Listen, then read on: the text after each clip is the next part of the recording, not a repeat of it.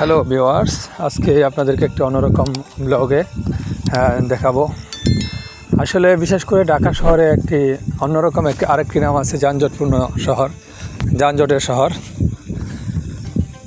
তেমন একটি শহরে যখন ঘুরতে গেলে যদি পাশাপাশি রাইড শেয়ারের মাধ্যমে ঘোরা যায়, তাহলে অনেক সময় আপনার জার্নিটা হতে পারে খুবই সুন্দর ও চমৎকার।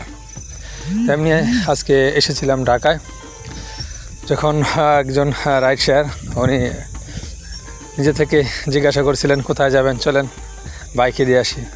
চিন্তা করলাম একটু রাইড করে দেখি না কীরকম। তো খুবই ভালো লাগলো। রাস্তাগুলো ছিল খুব সুন্দর, মনে হচ্ছিল যেমন উন্নত কান্ট্রি মালয়েশিয়া বা ইউরোপের একটি দেশে আছি।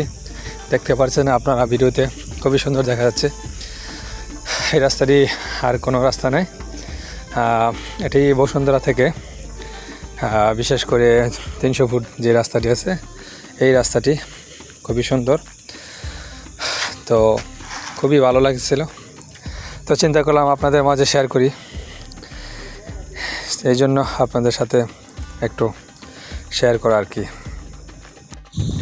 আসলে যানজটের মাঝে যদি একটুখানি স্বস্তিতে ঘুরতে চান, তাহলে কাঞ্চন ব্রিজের পর থেকে যে রাস্তাগুলো আছে 300 ফুটের কুড়িল বিশ্ব রোড পর্যন্ত খুবই সুন্দর এবং চলতে খুবই আরাম লাগে। মনে হয় না যেন বাংলাদেশে চলতেছি, মনে হয় কোনো ইউরোপে এর কোনো রাস্তায় চলতেছি, এরকম দেখা যায়।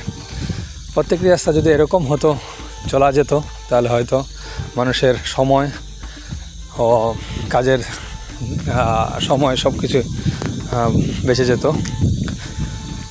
তাই আশা করি আপনাদের কাছে ভিডিওটি ভালো লাগবে।